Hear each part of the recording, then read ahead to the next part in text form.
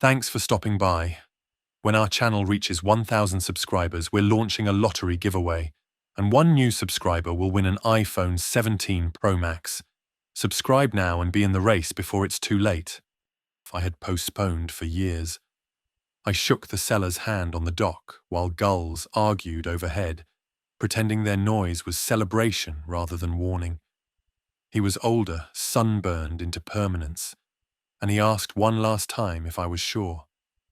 I laughed, because certainty felt affordable that morning. The boat wasn't impressive, but it was mine. Scratched rail, engine that coughed before it caught, cabin smelling of fuel and damp rope. I stepped aboard and imagined mornings where the horizon replaced deadlines. I imagined quiet work, honest exhaustion, money earned by weather instead of meetings. The seller watched me picture it, then pointed at the radio and said I should keep it on. He didn't explain why. I signed the papers fast, eager to end doubt before it could speak. As we untied the lines, he mentioned the coast had been odd lately. Fewer boats, shorter trips. He said people were getting sick inland and driving toward the water like it might rinse fear away. I nodded without listening, already arranging my future in neat, convincing sentences. A man 2 slips down shouted at someone on the pier, voice sharp enough to cut the morning. I glanced over and saw an argument collapse into shoving, then stop abruptly when one of them stumbled. The crowd laughed it off. So did I. I was still counting blessings, not variables. The seller handed me the keys and paused. "If you hear anything strange," he said, "don't wait to figure it out." He smiled, like advice was a habit he couldn't break.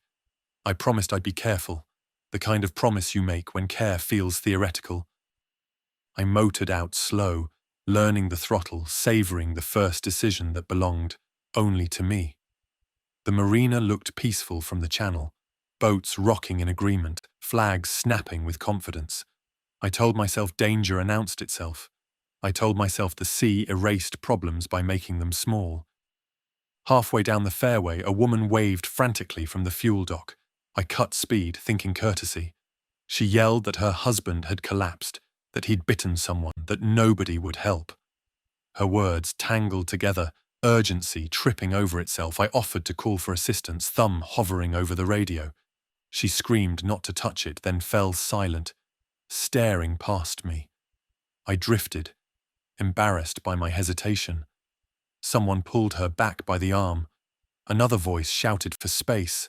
I saw blood on the planks and felt the dream tilt.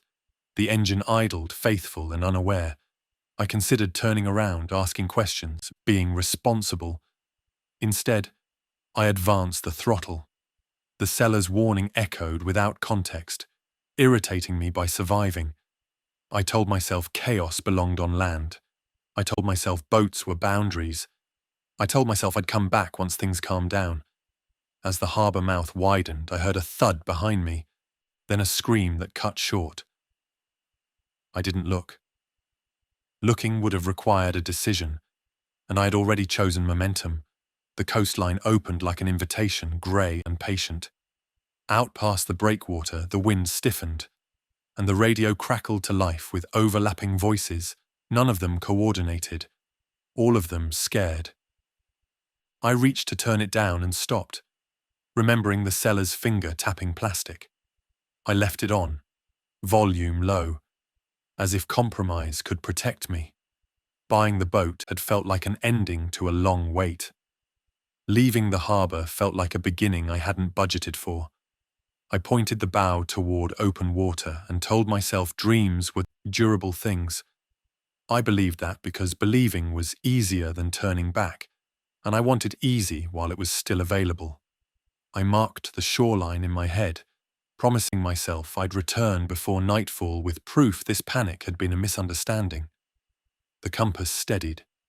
The wake smoothed. For a moment, control returned. Thin but convincing. I didn't know then that the cost of that moment would be paid in distance, that every mile I put between myself and the dock would turn choice into commitment, and commitment into something harder to undo later than I could imagine.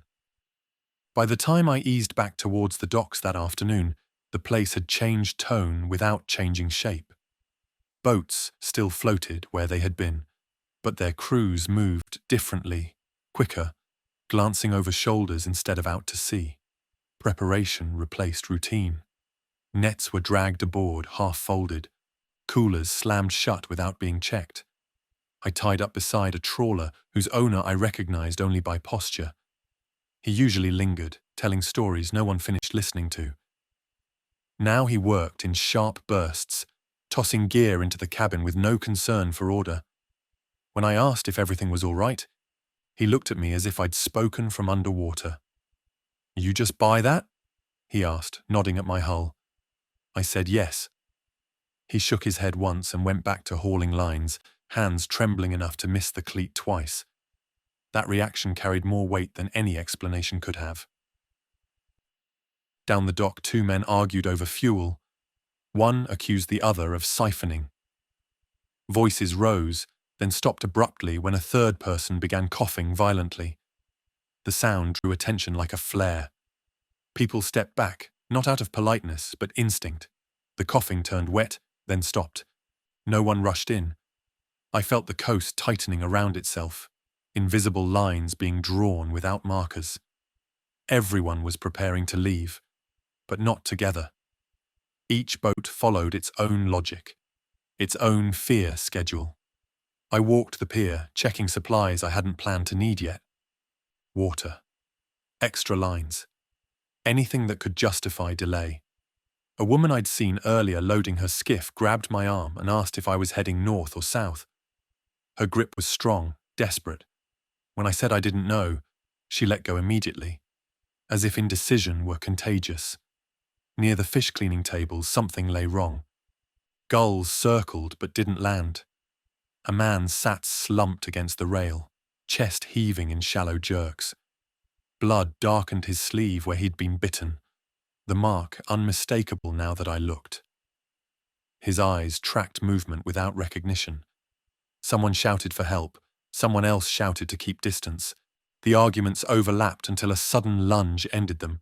The man moved faster than I expected, teeth snapping at the air.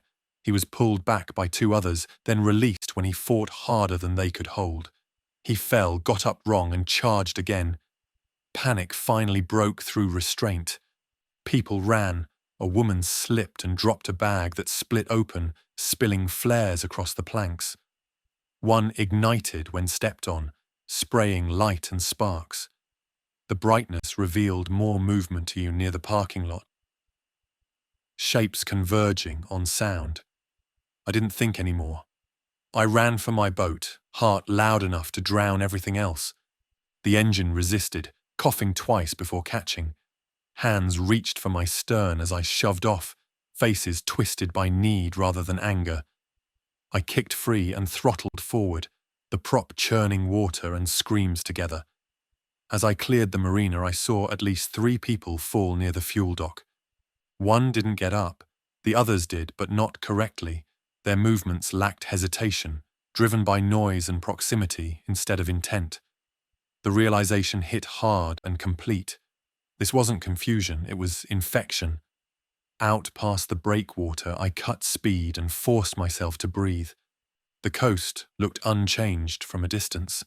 Buildings still standing, boats still tied. Only the behavior had shifted, and behavior was everything. The radio burst with fragments. Reports of attacks along the shoreline, warnings to avoid ports, conflicting directions that resolved into one truth. The coast was no longer a buffer. It was a funnel.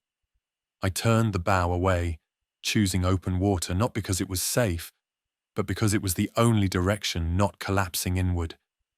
The dream I'd bought that morning hadn't even lasted a day. The coastline hadn't betrayed me. It had revealed itself, and I'd just been slow to listen. As the harbour shrank behind me, smoke rose near the marina, thin and unplanned. I didn't wait to see what caused it. Distance became strategy.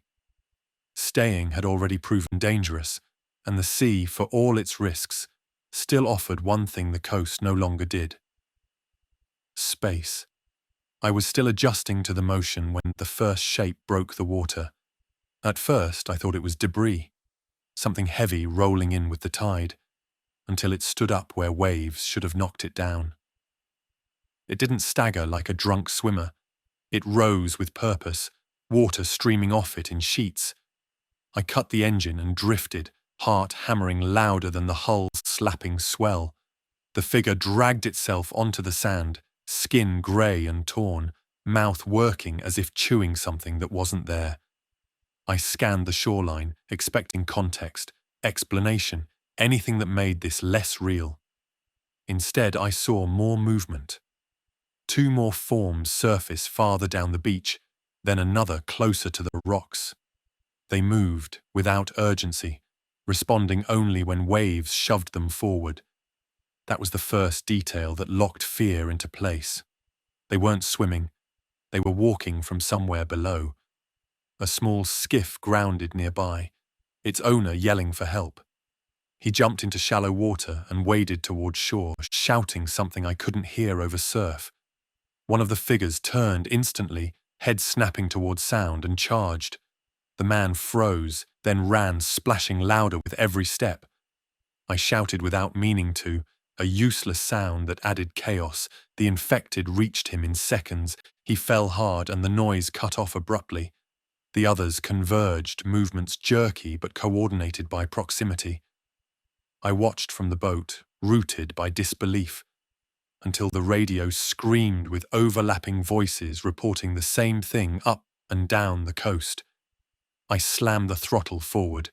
The engine roared, and every head on the beach turned toward me in unison. The effect was immediate. Those not already engaged moved toward the water, stepping into waves without hesitation, feet finding purchase where they shouldn't have. One stumbled, recovered, and kept coming. The boat surged ahead, wake foaming. I veered away from shore, but panic wrecked finesse. A wave slapped the bow sideways, and for a moment I lost steering. That was long enough for one of them to reach deeper water, arms windmilling as it pushed forward, eyes fixed on the sound. I gunned the engine and pulled clear, chest burning, throat raw from breathing too fast. When I looked back, the infected waded until water reached their chests, then stopped, confused by distance. They stood there, swaying, waiting for something else to draw them on. I didn't slow until the shoreline blurred. My hands shook so badly I had to brace them against the wheel. I tried to make sense of what I'd seen, but my brain refused neat categories. These weren't drowned victims. They weren't sick swimmers. They responded to sound and movement, not sight, not reason. The radio crackled again. A captain reported bodies washing up that didn't stay down. Another screamed about something climbing onto his deck before the transmission cut out. Each voice ended the same way, swallowed by noise and silence. I checked my hull, my lines, anything that could fail me now. The realization settled cold and heavy. The outbreak wasn't contained by land. The water carried it, hid it, delivered it where no one expected. The sea wasn't a barrier. It was a route. I turned farther offshore, choosing depth over direction. The dream of fishing, of quiet mornings and honest work, evaporated completely. What remained was distance, engine noise, and the knowledge that I had just watched the dead come from a place I'd trusted my whole life. When the coast finally shrank to a thin line, I cut speed and forced myself to think. Staying near shore meant noise, chaos, and things emerging where waves should have erased them. Leaving meant uncertainty, but it was uncertainty I could measure. I set a new course without a destination, eyes scanning the water constantly. Every ripple looked wrong now. Every floating shadow carried possibility. The sea hadn't turned hostile. It had revealed what it was willing to carry, and that knowledge followed me long after the surf disappeared behind the horizon. I didn't plan to go back toward the marina, but the radio forced the decision. A voice cut through the static, strained and close, calling out coordinates I recognized. Someone was trapped between the fuel dock and the outer pilings, engine dead, tide pushing them sideways. I slowed instinctively, then hated myself for it. I circled at a distance, scanning for movement. The docks were chaos now. Boats crashed gently into each other, untended lines snapping under tension. People shouted names instead of instructions, each call adding noise that carried far across the water. That noise was already drawing shapes from places I didn't want to look at too closely. The trapped boat was a small center console, stern low in the water. A man waved both arms, frantic, while a woman clung to the rail behind him. I recognized her from earlier, the one who had grabbed my arm on the pier. The moment my engine noise shifted, heads on shore turned toward me. I threw them a line and kept the engine in gear, trying to tow without stopping. The rope went taut, then jerked violently as something hit the side of their hull. The man screamed and let go. The woman didn't. She wrapped the line around her wrist and refused to release it, eyes locked on me. A body slammed against my starboard side, hands scraping uselessly along fiberglass. I kicked the throttle harder, feeling the engine protest. The woman was dragged into the water, still tethered, her scream cutting off as something grabbed her leg. The line went slack. I didn't look back, and I couldn't afford the second it would take. I powered through the channel, heart pounding so hard it blurred vision. Behind me, the marina collapsed into sound and movement. Boats grinding together, people running with nowhere clean to go. As I cleared the breakwater again, something heavy thudded onto my deck. A figure clawed at the rail, fingers white with tension, mouth opening and closing without breath. I grabbed a gaff and swung blindly, connecting once. The body rolled back into the water, taking part of the rail with it. I pushed the engine past comfort and aimed for open water, lungs burning, ears ringing. Only when the coast pulled away did I realize I was bleeding. A shallow cut across my palm where the rope had burned through skin. Leaving port hadn't been an exit. It had been a sprint. The cost of hesitation lay behind me. Scattered across docks, I'd walked that morning without fear. I didn't know where I was going anymore. I only knew staying near land meant being reachable, and reachability had just proven fatal. By the second night, the ocean stopped feeling empty. Lights appeared on the horizon where no markers should have been. Steady at first, then shifting as boats adjusted course to avoid each other. I counted them without meaning to. 3, then 5. Then more than I could track reliably. Everyone who'd escaped the coast had come to the same conclusion I had, and we'd all reached it independently. A trawler approached slowly, engine barely audible, running dark except for a single lantern hung low near the bow. The restraint told me its crew had learned fast. I cut my own lights and let momentum carry me, unsure whether contact would help or end badly. They hailed me anyway, voice low but urgent. A man asked if I had fuel to spare. I asked how many were aboard. He hesitated before answering. That pause carried information. Too many, or not all of them alive. We drifted parallel, close enough to smell diesel and old fish. I saw 3 people on deck, eyes tracking every movement I made. A 4th stayed near the cabin door, half hidden, breathing hard. No one smiled. No one relaxed. They told me their story in pieces. Harbour overrun, shoreline lost.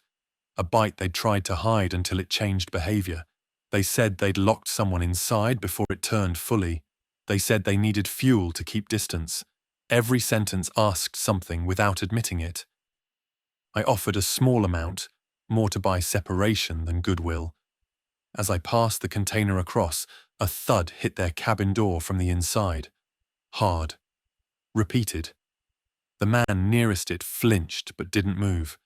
The lantern swung, throwing shadows that made everyone look worse. The pounding stopped abruptly. Silence replaced it, dense and final. I pulled my arm back before they could reach for more. The man's face tightened, anger flashing through calculation. He stepped closer, too close, hand on the rail. I reversed without warning.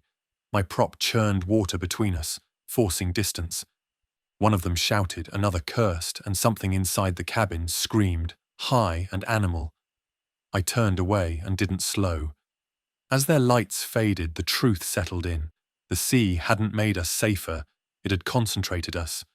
Boats became moving rooms with no exits, every decision amplified by proximity and noise. I scanned the dark water again and realized how many other lights mirrored my own caution. We were all pretending the ocean was wide enough to hide us from what followed sound. None of us wanted to admit we'd traded one trap for another. I had planned to stay offshore until morning, letting distance do the work thinking couldn't. That plan unraveled when the radio hissed, then locked onto a single, clear voice. A woman, calm to the point of sounding rehearsed, giving coordinates and repeating one phrase, safe harbor, medical help available. I told myself to ignore it.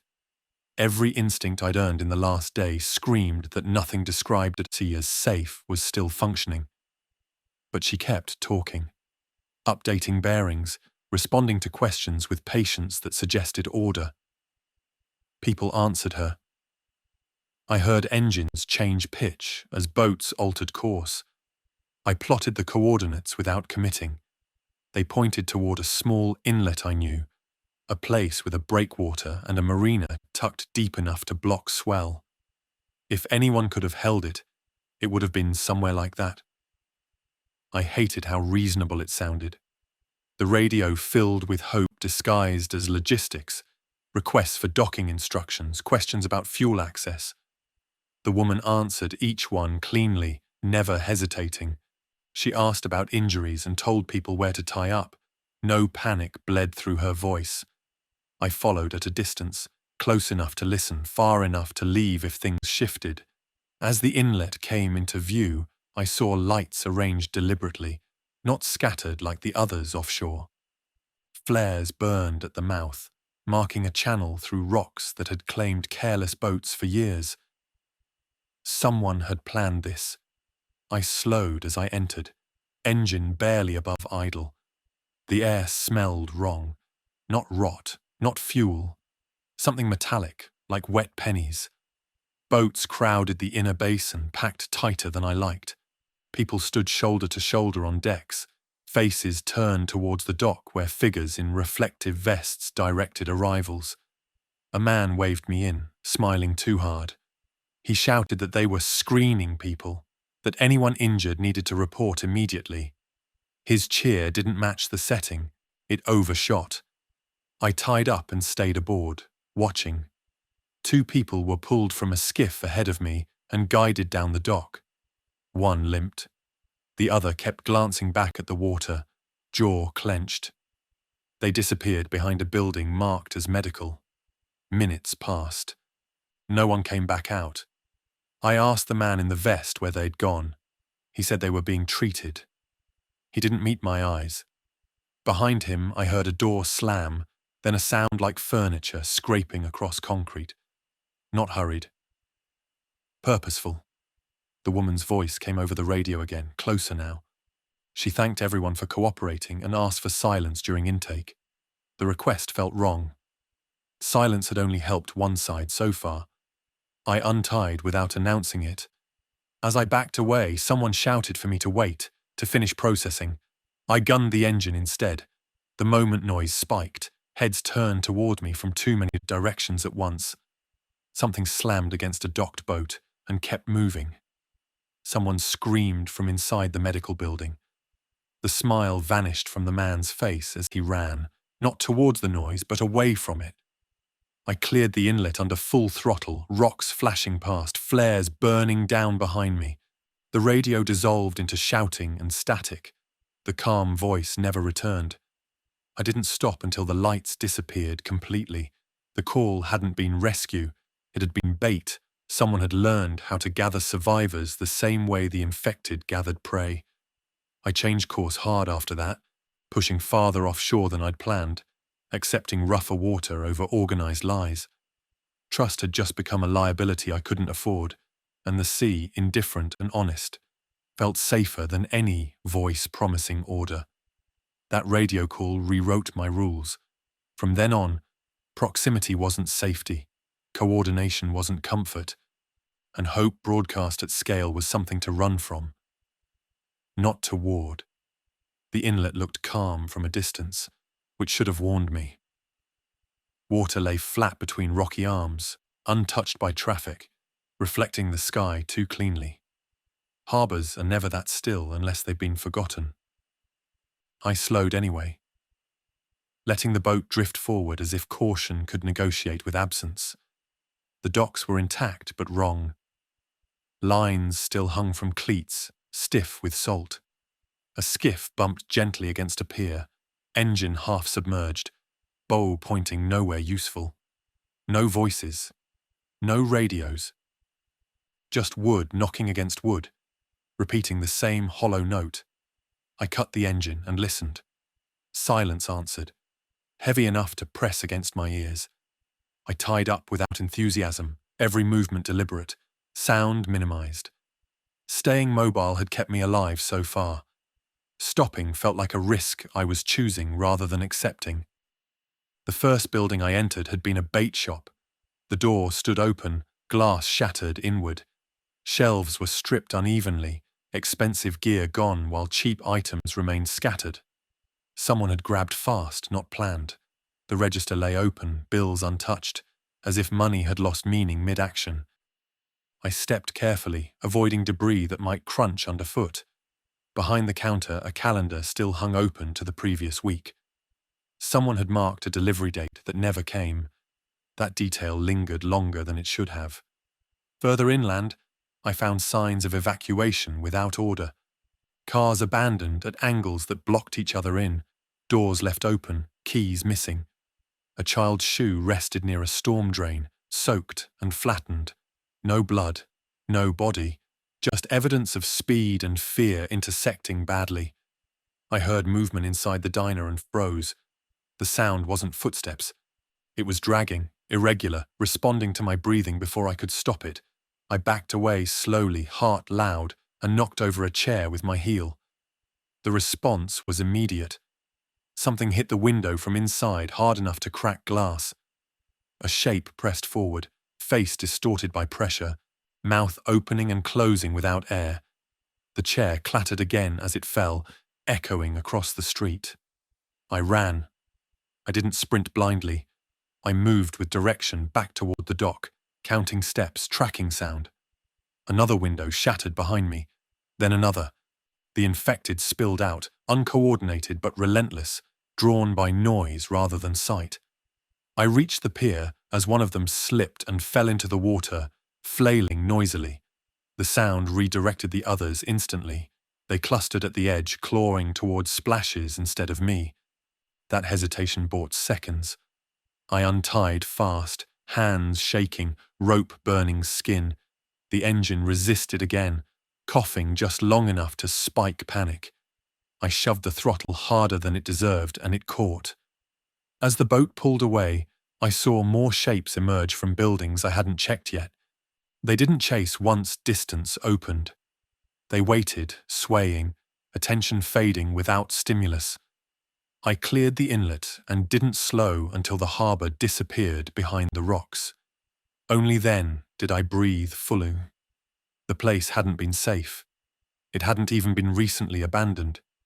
It had been emptied in stages, each stage leaving behind quieter evidence. Anyone who stayed too long would have mistaken stillness for control. That dock taught me something important. Abandonment doesn't announce itself. It leaves just enough behind to tempt you into thinking you're early rather than late. The structures remain. The access remains. Only the margin for error is gone. I checked my supplies again, inventory shrinking whether I used it or not. Stopping had cost me time, noise, and confidence. The lesson burned cleanly, humnai. From then on, I stopped looking for places that looked intact. I looked for places that still behaved normally. The difference mattered. That harbour wasn't a refuge. It was a snapshot taken moments after everyone learned the same lesson and ran in different directions. I found them at dawn, or maybe they found me. A cluster of boats drifted just beyond a kelp line, lashed together with rope, extension cords, anything that would hold under strain. From a distance, it looked organized, almost communal. Up close, it smelled like fatigue and poor decisions. They signaled me with a mirror instead of a radio. That alone told me how long they'd been out there. I cut speed and kept my engine running, circling once before committing. Faces appeared along rails, too many for the number of boats. They watched me the way people watch a supply truck, not a stranger. A woman called out, voice hoarse but steady, asking how long I'd been alone. I answered honestly. She nodded as if confirming a theory. She said they'd been on the water since the first ports fell, moving at night, anchoring during the day, surviving on fish and whatever drifted close enough to steal. They offered to trade, fresh water for fuel, information for tools. I tied off only after choosing a position that left me room to pull free. The moment my lines tightened, I felt the tension shift across their raft.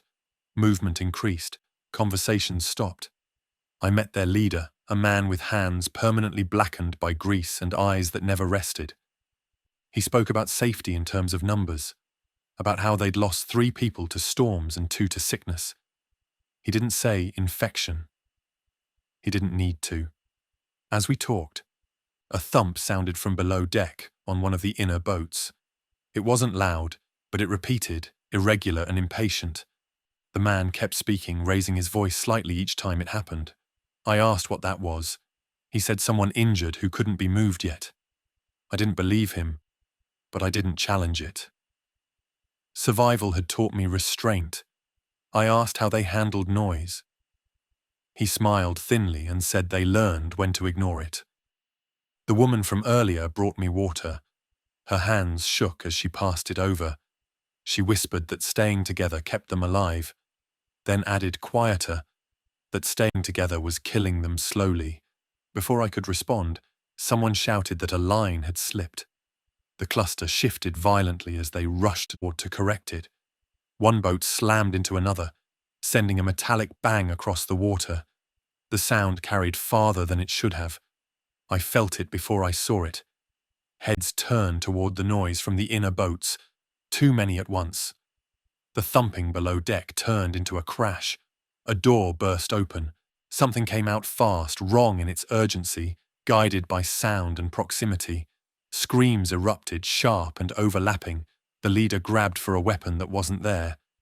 I cut my lines immediately, rope snapping back into the water. As I pulled away, I saw them scatter in every direction, boats separating, plans collapsing under noise. One of them fell between hulls and didn't come back up. I didn't help. I couldn't. The cluster dissolved behind me into shouts and splashes, infected, drawn by chaos the way they always were. Living on the water had kept them alive longer than most. It had also convinced them they could ignore limits indefinitely. I didn't look back once distance opened. That group taught me something essential. The sea doesn't forgive crowding. It only delays consequences. They hadn't been safer together. They'd been louder. As the sun climbed, the horizon cleared, empty again. I drank the water they'd given me and felt the weight of what I'd taken without giving anything back. That trade haunted me longer than the screams. I adjusted course after that, choosing isolation over community, space over numbers.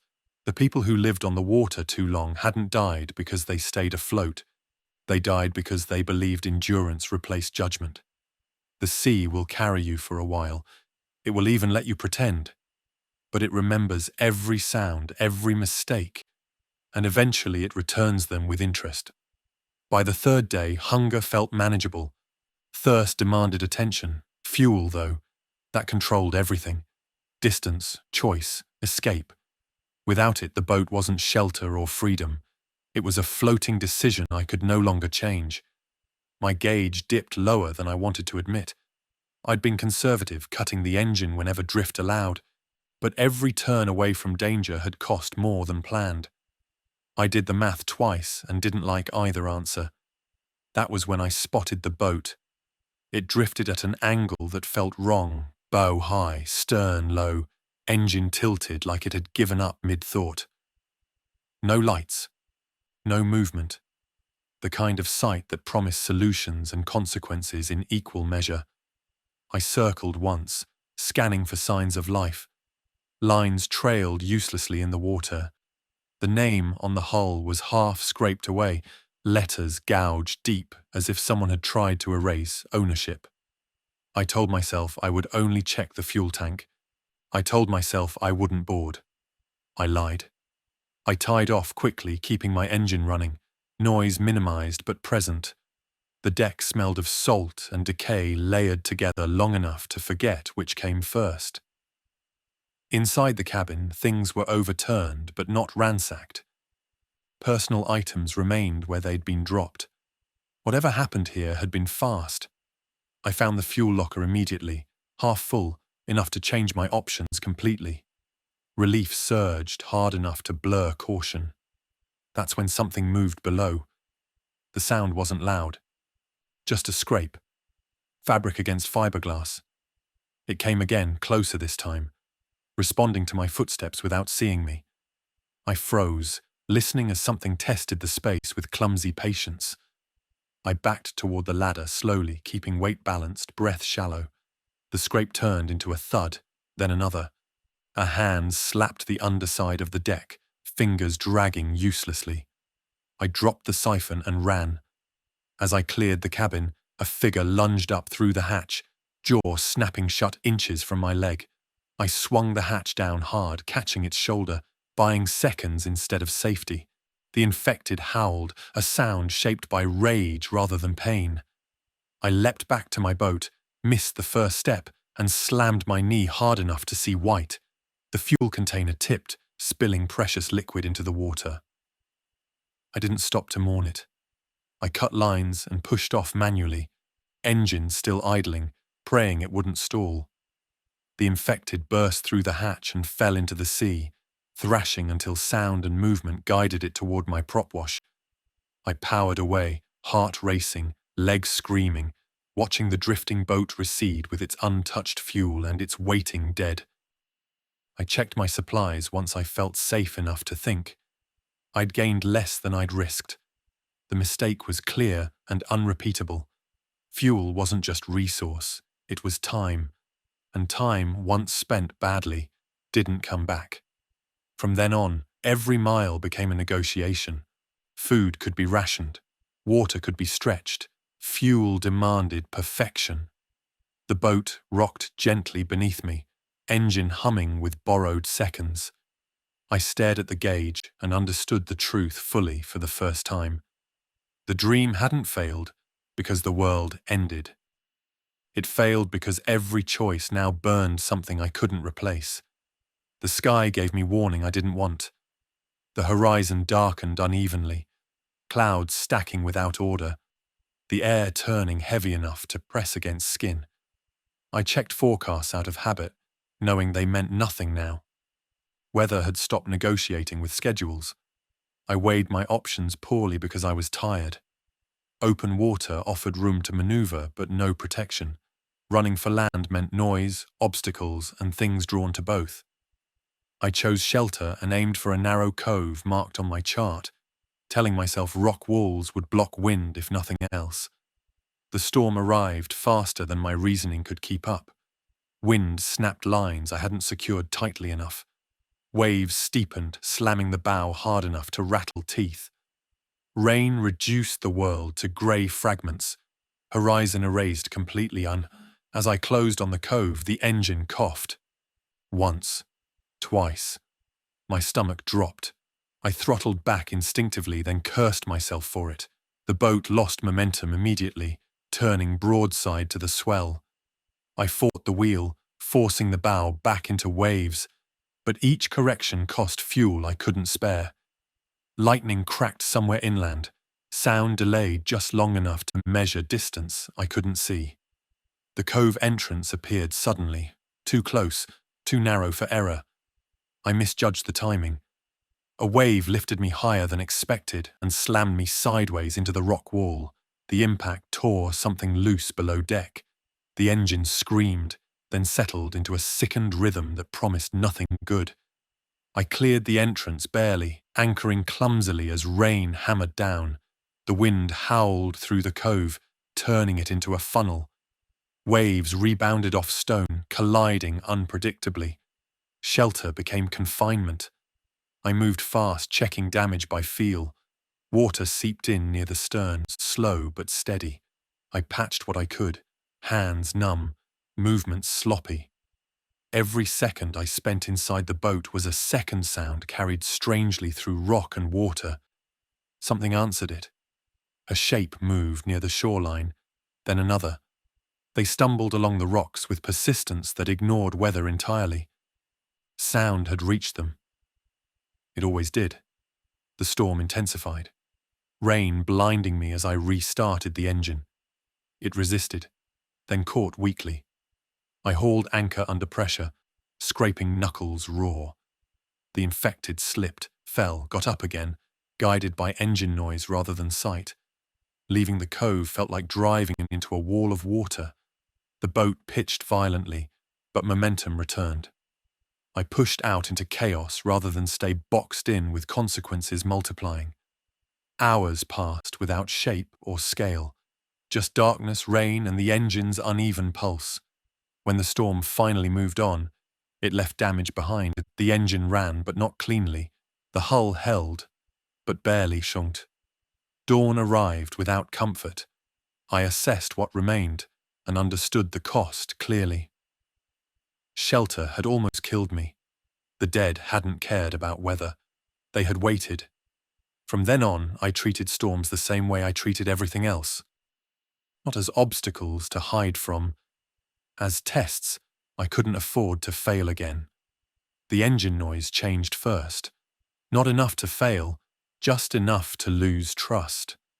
A shallow rattle hid beneath the hum, irregular, like something tapping from the inside.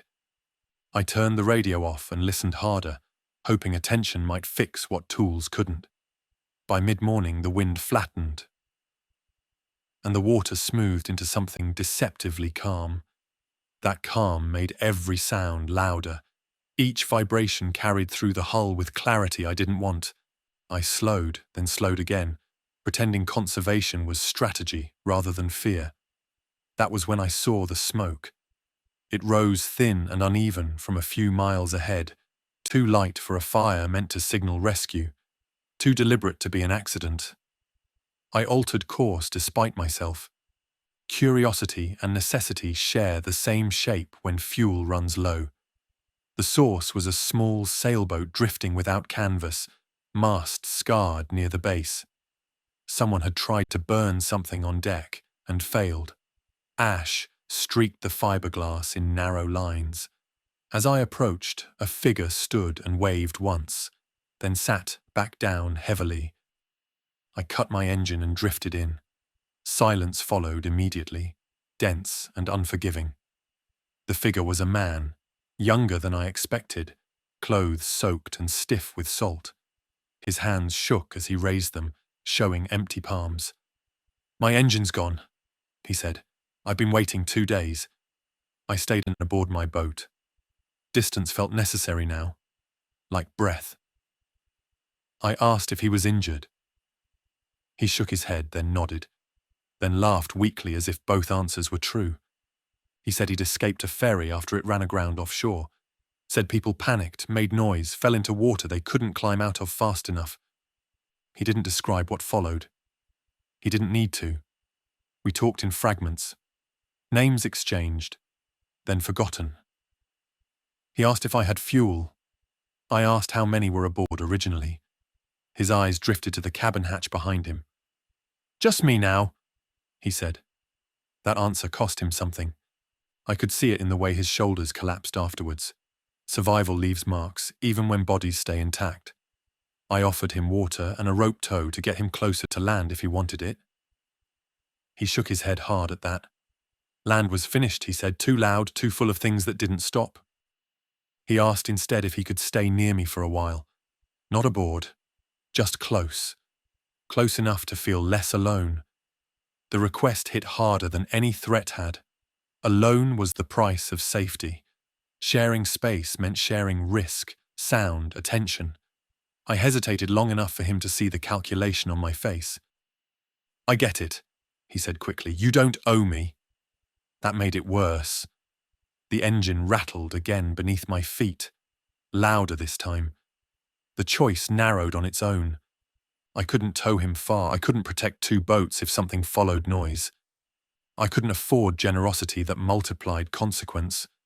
I said no. Not gently, just clearly. He nodded once and didn't argue. That acceptance hurt more than anger would have. I restarted my engine, the sound ripping through the quiet like a betrayal. As I pulled away, he didn't wave. He sat back down and stared at the water, shoulders hunched, as if trying to make himself smaller than the situation. I didn't look back long. I couldn't afford the distraction. The engine noise steadied, then stumbled again, forcing attention forward. That was the moment the boat changed meaning. It wasn't freedom anymore. It was obligation. Every mile demanded fuel, every decision demanded solitude, every interaction threatened collapse. The thing I'd bought to simplify my life had become a structure that dictated it. I understood then that survival wasn't about finding the right place. It was about knowing when the thing keeping you alive was also the thing narrowing your options. The boat hadn't failed me mechanically. It had failed as an idea. And ideas, once broken, don't get repaired. The engine finally quit just after sunset. No warning this time. No gradual complaint. One moment it was running unevenly. The next it was silence, sudden and absolute. Momentum carried me forward briefly, then the boat settled into drift, directionless and exposed. I didn't panic. Panic wastes time, and time had become the most fragile thing I owned. I lifted the engine cover and stared at metal I barely understood, hoping familiarity would substitute for skill. Oil coated everything in a thin, dark sheen. Something had cracked. Whatever it was, I couldn't fix it afloat. Night arrived quickly once the engine stopped. Without power, the boat lost more than movement. It lost authority. Every sound I made traveled farther than it should have. Even shifting weight felt loud. I rigged a temporary sail using a tarp and spare line, hands working from memory rather than confidence. It caught wind unevenly, pulling me sideways instead of forward, but drift turned into slow intention. I accepted that. The shoreline appeared again before I wanted it to. Low cliffs, broken structures, the remains of a fishing village I didn't recognize. Fires burned weakly in a few places, flickering without rhythm. The smell reached me before the details did. Rot layered under smoke. I tried to angle away, but wind pressed me inward. The sail flapped uselessly, drawing attention with every snap. Shapes moved along the waterline, drawn by sound the way they always were. I counted too many. Something splashed near the stern. Then again. Hands broke the surface, gripping at nothing. They didn't swim. They climbed, driven by proximity and persistence rather than coordination. I grabbed what I could carry. The emergency pack, the radio, a knife. The rest stayed where it was. Food, tools, the remnants of a dream I'd already outgrown. Choosing felt brutal, but hesitation would have been worse. The boat rocked hard as weight shifted behind me. Nails scraped fiberglass. I slashed downward without looking, feeling resistance give way. I didn't wait to confirm. I jumped into the water on the opposite side, cold, punching air from my lungs. I swam hard, silently, letting the boat drift away with its noise and its problems. Behind me, the infected followed sound, not absence. I reached a half-submerged pier and pulled myself up, muscles shaking. From there, I watched my boat disappear into the dark, swallowed by movement and water and consequence. It went quietly, without ceremony. Standing on land again felt wrong, heavier, less forgiving. But it was solid, and solid mattered now. I didn't save the boat. I saved myself. The distinction mattered more than it should have. As I moved inland, keeping to shadow and silence, I accepted what that choice meant. The sea had carried me as far as it could. After that, survival demanded subtraction. Some dreams end because the world changes. Others end because you finally see what they cost. Moving inland after weeks on the water felt like learning gravity again. Every step carried weight I hadn't felt on the boat. A reminder that land doesn't forgive hesitation the way waves sometimes do. I stayed high, following ridgelines and broken roads, watching the coastline from distance as smoke thinned and lights disappeared one by one. The coast didn't fall all at once.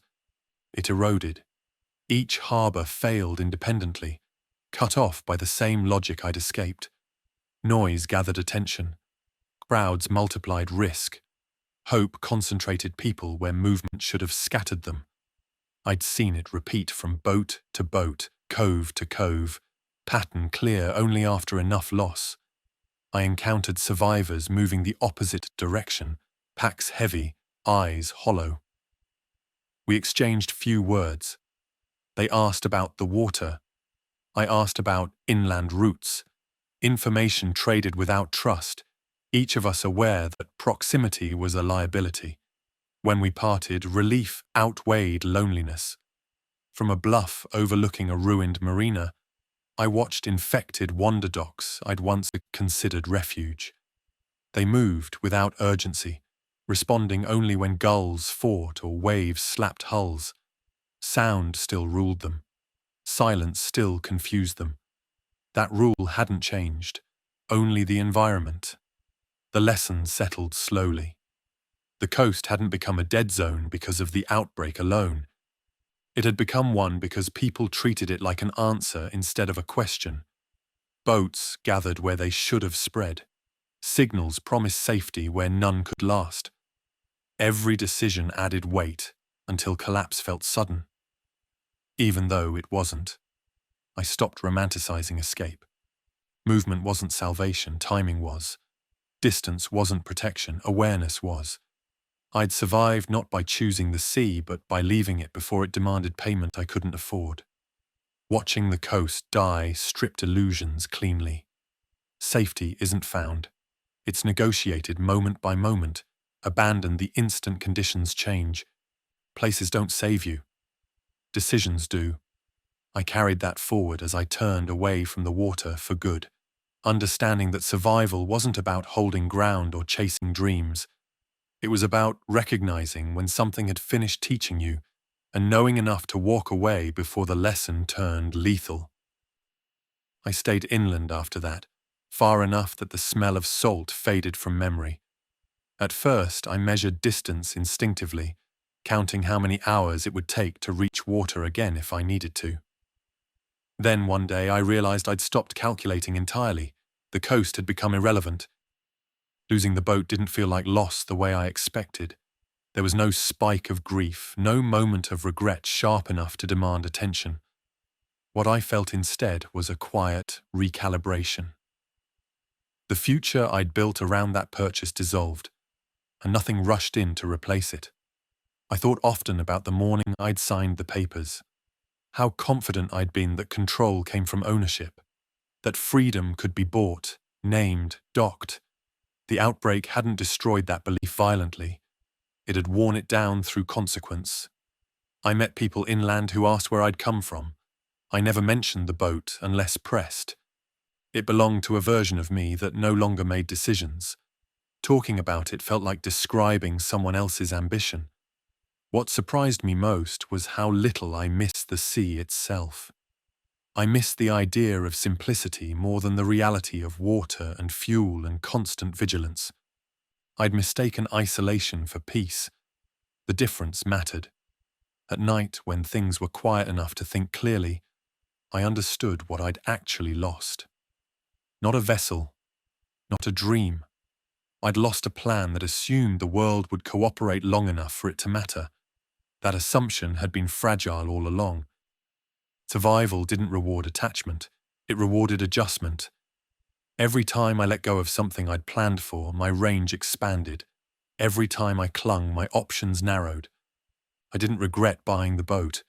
It taught me faster than comfort ever could have. It showed me how quickly dreams turn into constraints when conditions change. That lesson stayed useful. When I finally stopped thinking in terms of before and after, something steadied. The future returned. Smaller, but honest.